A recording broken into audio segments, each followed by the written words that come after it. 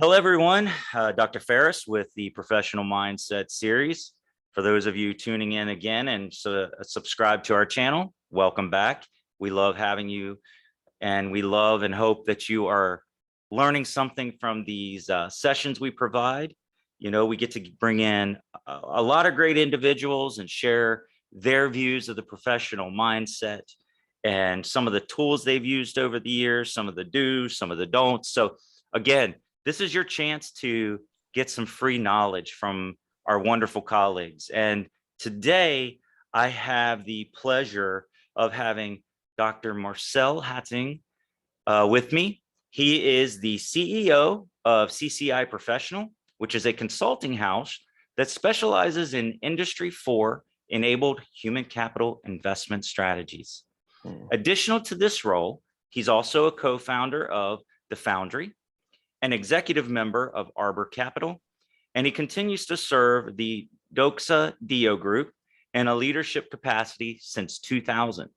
Marcel holds a structured and research-based Ph.D. in organizational leadership from Regent University in the USA. With a core passion of creating sustainable organizations, his expertise ranges from mastery of leadership to organizational design, M&A human capital, integration strategies, as well as various philosophical and spiritual fields. As a member of the Institute of Directors, Marcel continues to serve on various non and full profit boards where he's gained significant experience in governance level functioning. As global citizens, their family of four is currently based in, and forgive me, Pretoria, South Africa, from where Correct. They impact and empower leaders from across the globe. Thank you for telling me I was correct, because I tell you, I'm always getting names and different things wrong. So Marcel, thank you so much for joining me today. It's a pleasure to have you on the show. I can't wait to hear from you and to learn from you today. So what I always start today's session with is, again, there's no true definition in my mind of what a professional mindset is. Yes. So what I'd love to hear from you is, what's your definition of the professional mindset? Well, Terry, let me just start off today and saying thank you so much for the opportunity to share the space with you for the next couple of minutes, to your audience also from where they are situated. And my ideas is not only within certain spaces of the United States, but also most probably across the globe. And as a global citizen, very accurately, it's an honor for me always to speak into the lives of leaders wherever they might find themselves, currently based or operating around the globe. So thank you so much for that introduction. It is quite a mouthful, and no, the pronunciation's very, very accurate. So, 10 out of 10 for that. Well done. Well done. Thank you. Sir, the question, what is a professional mindset? And I suppose that's like opening the Oxford Dictionary to a term like leadership and asking the question, what is leadership? Because you might find definitions as simplistic as John Maxwell that state leadership is influence. And then you can get guys like Peter Drucker or Tom Peters that will write half a book just trying to define the construct. So for me to define exactly what is a professional mindset, I suppose there's various layers or levels to that. We can address it from a philosophical point of view, and we might get some time to address that. What are the different worldviews and philosophies, and how is it busy evolving in light of the fourth industrial revolution or just modernization of people? We can get very theoretical about it and look at the professional space that we operate in, our jobs, our vocations. We can look at it from a very pragmatic point of view.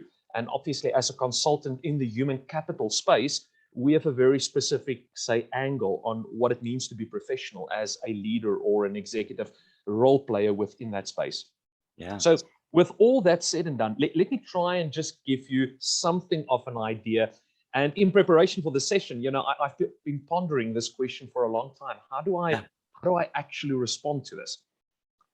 For me, a professional mindset is a mindset that a leader implies or employs when they bring about alignment between the individuals within an organization, whatever kind of organization that might be, and the environment in which they function and which they operate.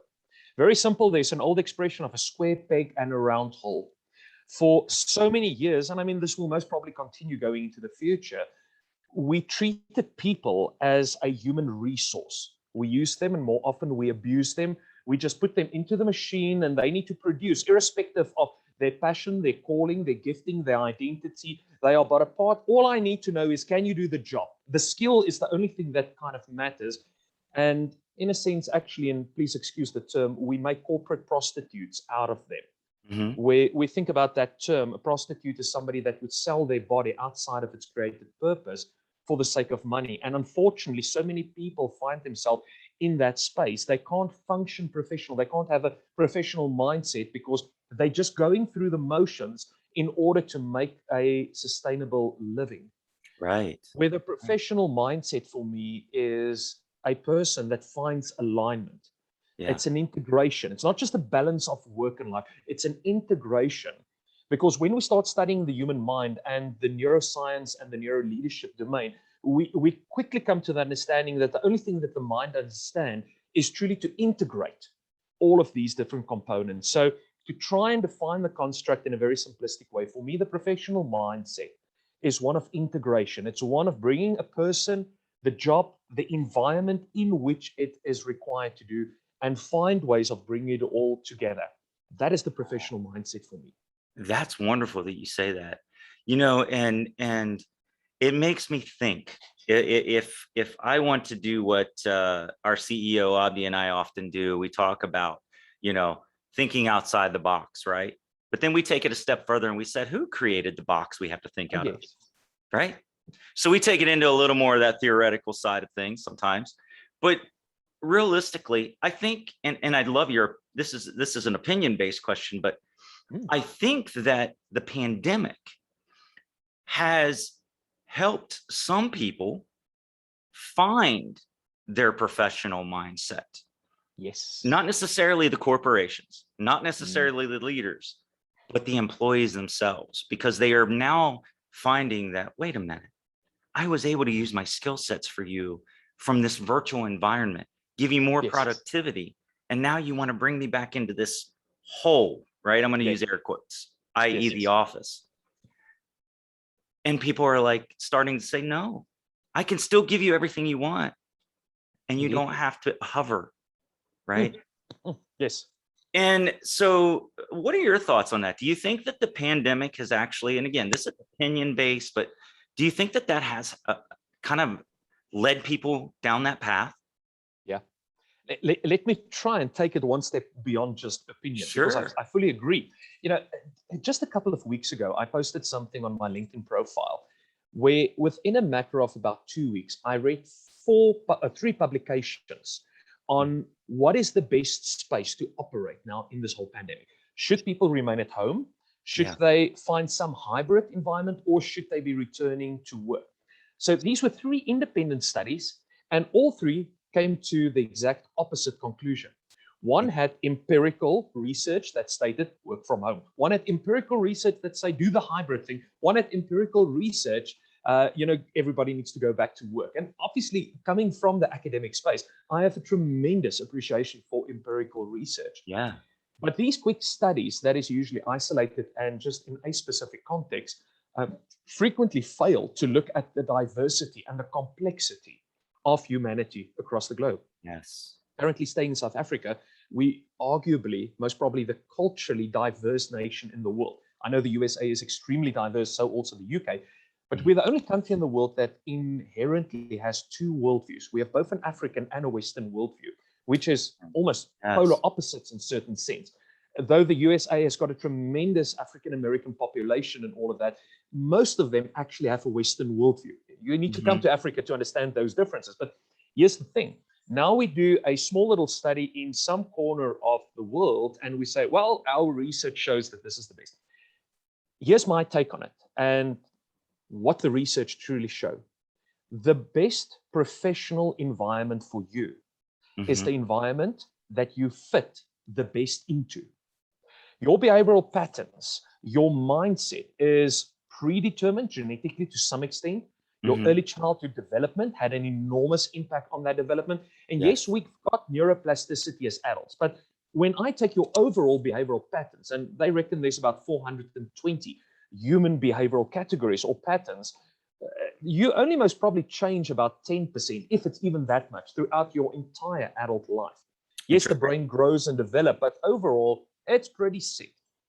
If I take that mindset and your professional environment is home, then that is the best professional mindset that you will function in. You will flourish, you will be productive, you will enjoy it, there will be engagement. If it is back at the office, then move back to the office. If it's something of a hybrid, for whatever paradigm, then put the person into that space. And part of what we do as leaders and consultants is now, and we're very thankful for the pandemic that has almost hastened all of these technologies in the fourth industrial revolution. We now have predictive indexing and measurements to know that if you've got a team of people who should be staying at home, who should be in the hybrid, and who should be going back to work, because we want to serve our people no longer in this one shoe fits all approach, but for the uniqueness that every person is bringing into that space. And the COVID pandemic, as negative as the impact has been, has really just put a turbocharge, almost an engine behind a lot of the technological breakthroughs and the more enlightened ways we are busy looking at the world of work and the future of work especially, and say, hang on, guys, let's not just go through the motions. Let's use what is now being presented to us, perhaps in crisis mode, but let's use it as an opportunity to drive this professionalism towards the future. Wow. I see where we could go into so many other conversations with that, and I love it, right? Because, you know, for those of you that are leaders out there listening to this, that just opened my brain to say, okay, maybe we do need to look at everybody. And it's funny you say that, because I was on a podcast not too long ago, and they asked me, for K-12, what's my big idea to, well, not necessarily, I'll use the word, disrupt the educational world. And I said that everybody should have an IEP. Okay. And a lot of people would be like, well, wait a minute, because in the US, I'll use at least the Western world, an IEP is given that negative connotation that that person's not very intelligent. Okay. Which is not really what it's supposed to be. I'll use, and I know I talked about this offline, I'm going to use my one daughter as an example. Poor girl, she probably gets so mad at me for using her and talking about her on the show, but she's very creative minded. Her language arts skills are off the charts. Her math skills, not so much. Okay. She could use an individualized education plan. Yeah. And I think many students could. So anyway, I kind of got off topic, but I feel like it kind of fits within that a little bit with what you were saying. And I love what you're talking about. So what did the people on LinkedIn have a tendency to stay? What was the preference? Well, it's interesting enough, at least I think my LinkedIn following, which is not big, I think there's about 10,000 that follows on LinkedIn at this point in time. I think it was not so much to comment on it, than rather asking, well, Marcel, how do we measure this? How do we predict this? How do we as leaders help our people to find that, let's call it the sweet spot, that unique spot of operation? And, you know, we can take that argument and just continue down that line of thought, exactly like you just highlighted with your daughter, to say, but if every person in the organization can have a unique learning and development experience, again, it's not just a one shoe fits all, because you are now appointed to a position. So you're now junior management. And the junior managers in this company needs to do a certain program, whether it's academic skills development or whatever. No, I'm not just going to manage a one shoe fits all performance. I want to understand your unique role, and I want you to master your performance. If I take this, let's say, for instance, the sporting field. Now, I need to be very careful because I'm a rugby supporter, as a very much a Springbok, our national team here in South Africa. So let me take an American gridiron team. Okay. Please excuse my ignorance towards the game and perhaps the different positions. But what I understand, you know, if you have a quarterback and you have somebody in the front lineup their gym program, their diet program, their ball sense, their exercises. I mean, it would be a disaster if we think that they all have exactly the same program. Absolutely. Each member of the team has got a specific, tailored, unique approach. And then we ask the question, we say, why do we do that? And the answer is simple. We want to have a world-class football team. So then my question would be, but are you then comfortable to settle for a mediocre professional team? Right. If you can't put the effort into the development of your people, if you can't put the effort into defining the environment in which each person would flourish, well, then you need to accept mediocrity will most probably be the best that you can settle for. If you want to go from good to great, as Jim Collins referenced many years ago already, we must start viewing each person not just as a resource, but as we like to call it human capital. Every person has got wealth. And if you talk to the financial director, they have a very precise and specific monetary capital investment strategy. We ask exactly the same question. What is your human capital investment strategy to make sure that your ROI is maximized with every individual member that's part of your environment? And for us, that is part of what the professional mindset is all about. Wow, man. Okay. Again, why do I'm going to get back to the show, because again, I think we could have such a great conversation that would take up all day, and that's not fair to our viewers. So, but I love that. So let me ask you, for you, how has the professional mindset played such a part in your career? I need to backtrack a couple of steps. So, Terry, you reference all the different roles and responsibilities that I'm carrying, but my CV is quite extensive because my career path started within the public space as a civil servant to a certain extent. I worked at the City Council of Edinburgh, capital city of Scotland, also in a public space. I moved into certain religious spaces for quite a long time, and I still do serve in that space. I worked in the higher educational environment, undergraduate and graduate work. I work as a professional consultant. So I've had, in a relatively small time, I'm still fairly young, I've had many different exposures. And each one of these environments, what I realized, are usually driven by a different philosophy. And I'm just quickly going to reference 5 of these philosophies. So please, I'm not going to expound on it in that much detail, but certain environments and certain leaders and certain requirements was almost a prehistoric philosophy of life and work.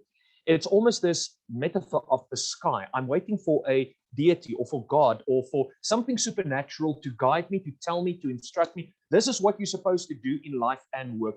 And the professional mindset would be equated to that supernatural, that transcendent voice into your life. And there's a lot of truth to that also. I don't deny that at all. Then there's environments which is a pre-modern environment. This is where I see the metaphor of the elder. It's the authoritative figure. It's perhaps the parents, the patriarchs, the matriarchs. It is the dictator leader. You follow in or you fly away. The action movies of the 80s, the Rambo style. And everybody's just these little minions that follow you. But that's the professional mindset. You listen to the king. You listen to the boss man. Then there were environments which was just modern. It was pure scientific. The metaphor there is the ruler. What does the science say? What does the research say? What is the data say? We don't argue, we don't debate. If that's the bottom line, that's the bottom line. We only look at the figures. The world obviously evolved also in the last couple of years, and we moved into a more postmodern worldview. And the metaphor for me is the theme park, whether it's Universal Studios or Six Flags or whatever. But it's really driven by a spirit of humanism, where a person would come to the park and they decide, I want to ride the big Ferris wheel, I want to climb onto the roller coaster, I want to do the water slide, whatever it might be. But that is a professional mindset if I empower the people to do, well, whatever they believe is the right thing. Where I'm currently, and who knows, I'll most probably not stay here the rest of my life because it is an evolving conversation. But we're entering into an era with the 4th Industrial Revolution, also what they now call a meta-modern worldview. It's like postmodernism pushed it all the way to the edge. And now we are moving a little bit backwards towards a more modern understanding, where the best example that I can give is the collage picture. I don't know if you've seen this, perhaps, Terry, that you can have this picture of an apple, just to use an example. But then there's most probably 1,000 small little pictures that's got nothing to do with the apple. But all of these pictures are woven together or collaged together to form this beautiful picture of a fruit, of an apple. But if you zoom in, it's actually 1,000 small little pieces that's coming together. Yes. That's the meta-modern worldview. So people would ask me, Marcel, with this colorful CV and my colorful academic background, because as I grew through the academic ranks, also I've got qualifications from BSc to theology to philosophy and then in leadership. Yeah. You look like a chameleon. They say, are you confused? Don't you know where you're going in life? I said, no, but guys, hang on a moment. I believe this is part of where the world is going. This is part of what the professional mindset is all about. It's not about doing something and then kind of kicking it out of the way because I'm no longer doing it. Every aspect of my life, I'm busy integrating. The fact that I'm a microbiologist, a biochemist, the fact that I am a minister of religion, the fact that I am a leader, the fact that I'm an entrepreneur, the fact that and I can continue and continue. Nothing opposes each other. Nothing stands in contradiction with each other. All of this, I need to find in wisdom a way in how I integrate all of it. And for me, that's what it again means in my own life and where I'm currently finding myself, this position to say nothing that I've done in life is a waste, not one moment. Even the negative experiences, I want to redeem it almost in a certain sense and say, what can I learn out of it? What can I take out of it?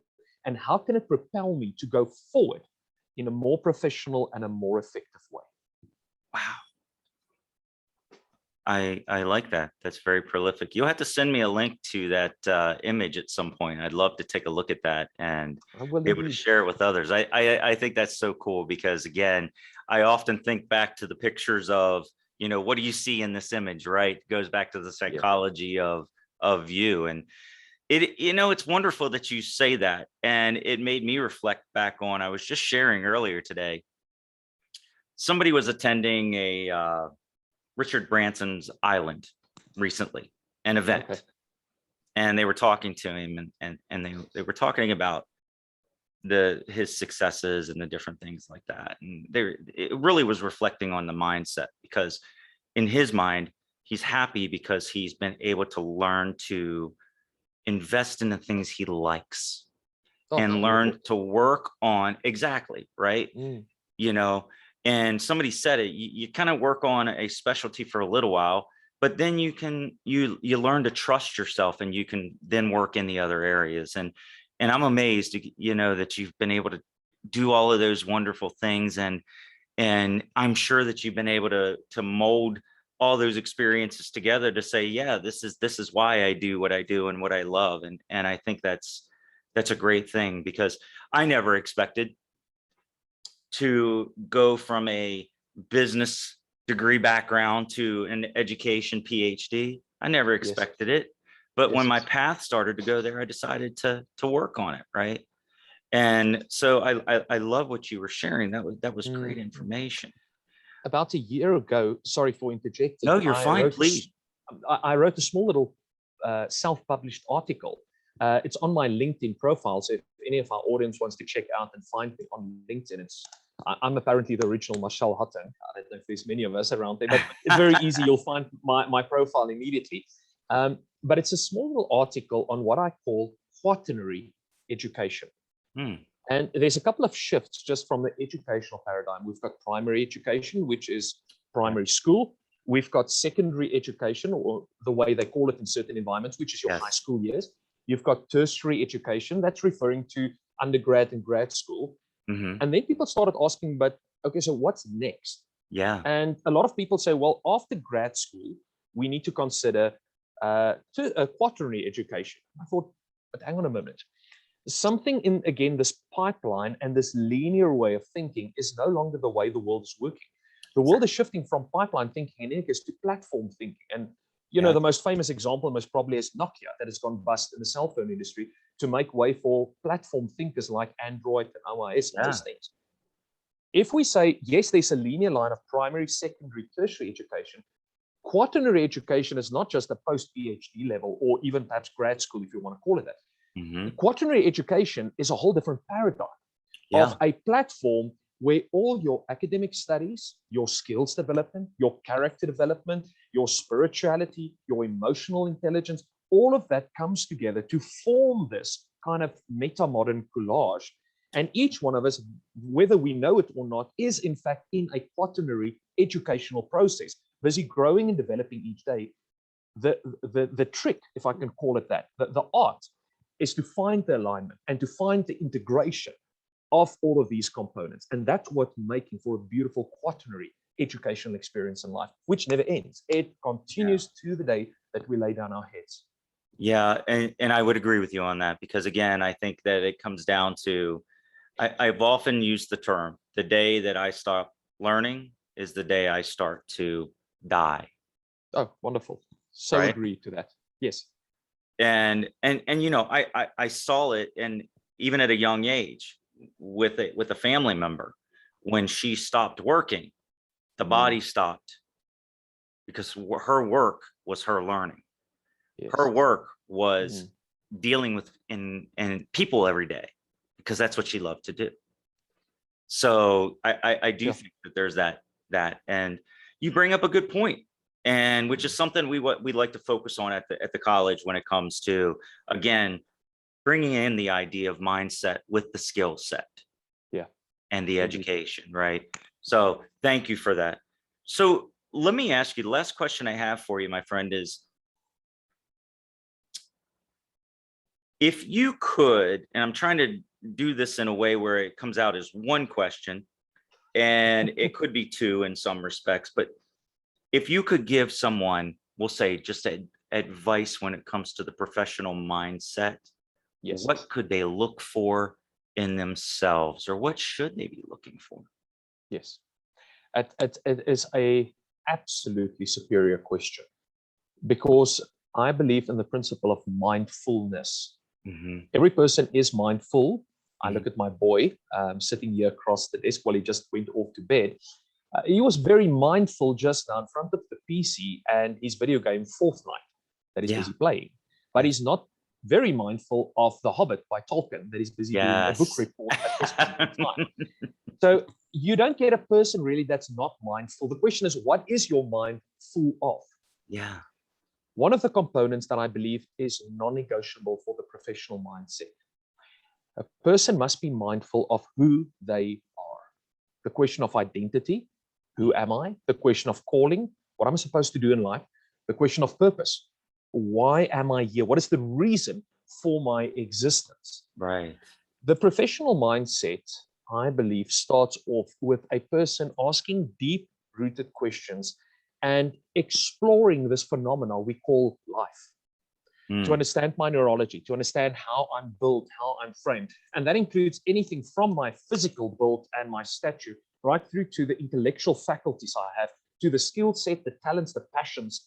I want to make a study of who I am, the knowledge of human nature, as some psychologists would call that.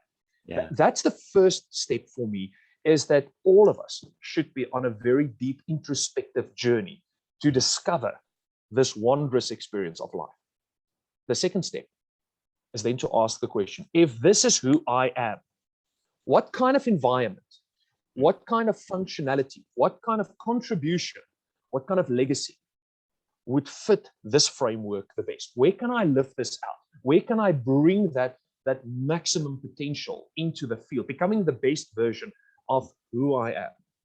Where can my behavioral patterns serve people, work environment, whatever it might be? Yeah. People ask me quite often, Marcel, how on earth do I know that? Well, we've got great mechanisms to help people to explore that, to understand that. Let me just perhaps drop one, and this is not a psychometric evaluation that I prefer above any other. All of them are great, but there's a tool on the market that is known as shadow match. It's like your shadow and how to match it. The developers of this system, I mean, has been working on it since 1994. It's been validated throughout the world. I think the Florida Institute of Technology did a massive validation on the artificial intelligence that drives it. But what is great about Shadow Match is the fact that it looks at the environment in which a person functions, either a work environment, a relational environment, or just life itself, which is an environment. Psychologists call it your ego position or ego stream. Then it looks at your unique profile, the neurological profile of the individual, and it matches it to the shadow, this benchmark of the environment. It never tells us whether you can do something or can't do something. That's a skills discussion. Yeah. It tells us whether you will fit the environment or whether there will be a clash in who I am and what the behavioral demands of that environment might Yeah. be. Let me give you one very simplistic example. You referenced, for instance, your daughter. Yeah. Now, I always joke about it, but people that know me for a long time know how much I despised school. Look, my 12 years in school was an absolute disaster. The mere fact that I even passed my final year was already a miracle. The fact that I got into university, that was most probably a bigger miracle, because I never opened an academic book in my life. And if you had to ask me, Marcel, do you perhaps want to further your studies? Well, I was on my way to becoming a medical doctor, and that was pure passion and perhaps some financial motives in my life. But I really, really didn't like school, and I can't overemphasize that. So a couple of years later, somebody asked me, Marcel, now you are in higher education. You are a lecturer. You are running academic programs. What on earth changed? That was a very, very difficult question to answer until a couple of years ago when I, for the first time, did my shadow match profile. And again, I love all kinds of profiles. I constantly learn anything about myself. And I looked at the profile and I realized there's most probably a lot more to this profile than what I understand. So I looked up one of the lead architects of the system. I picked up the phone, I phoned the guy and I said, listen, sir, you don't know me, I don't know you. Can I buy you a cup of coffee? Can we meet? Can I need an hour of your time. I need you to interpret these results because I can see there's a lot more here than what your professional report is just telling me. And he agreed to it, very nice chap. And I would never forget, we had the privilege of meeting in person. And he kind of looked at my report and in 2 seconds, he looked at me, smiled. And with the most sarcastic tone of voice, he said to me, you must have loved school. And I thought, sir, dear sir, why on earth would you say that? He said, Marcel, without going through any of the other patterns, there's one pattern in here. It's the pattern of routine. Yeah. It says your routine pattern is what we call an anti-pattern. You oppose anything that looks like a routine. We had a long conversation where that comes from. That's a whole interesting, fascinating story about my genetic imprint, my early childhood development, disease. My mother passed away when I was young from cancer, etc., etc. And he said, Marcel, what kind of routine do you think a school environment expects of you? I said, well, I assume quite high, because every half an hour the bell tells you, the clock tells you what to do. Every week is pretty much the same. You go through the same motion. I said, exactly. You most probably need a strong habitual pattern. I said, sir, but hang on. I was in boarding school where from 6 o'clock in the morning till 10 a.m. at night or 10 p.m. at night, the bell told me every 15 minutes what to do. He says, Marcel, then routine should be almost like an addiction to you. You should be flourishing in routine. And suddenly I realized that one behavioral pattern that was completely dislodged in my life caused almost an hatred to anything that represented or resembled the academic domain. Yeah. The moment it changed and I went to varsity. Now, obviously, my first year was a bit of a terrible story because I didn't know how to study. I frequently joke with people at the end of my first year, I wrote a book, How to Write a Rewrite Examination. By the end of my second year, I rewrote the book, How to Pass a Rewrite, because by the end of my second year, I actually figured out how do you pass an academic paper. But, that's just a joke. But the mere fact that my framework is not conducive for any form of routine. It doesn't help to try and put me in a routine environment. You will immediately get me annoyed. You'll get me aggressive. You will get me worked up.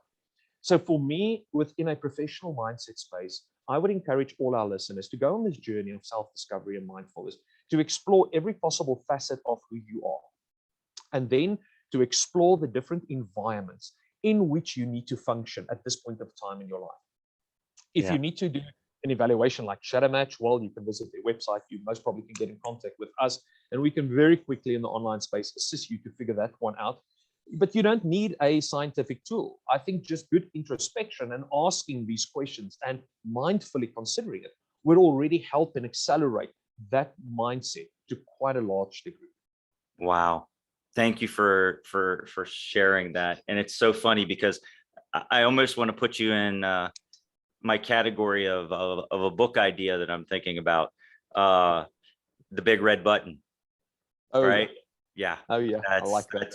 That is, I would say that's where I am sometimes, but thank you for sharing that. And you for those that are listening, I think that there are many out there that might have struggled. It's so funny in high school, and then they excelled in college, or vice versa.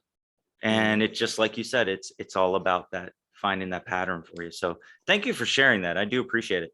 And I'll tell you, for everybody that's out there listening, it has been such an honor. I think that at this point, gosh, I think at some other time we might have to have you back on the show. We could have another conversation maybe and see what we can come up with. But for today, I want to thank you for being here with me. And for those of you out there watching, if it's the first time, remember to like, subscribe, share, please, especially if you're on LinkedIn, share this with your colleagues. We can all learn as professionals.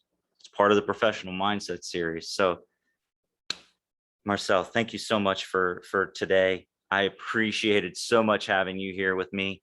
It has been such a wonderful thing. And to all of you out there, remember, have a happy life.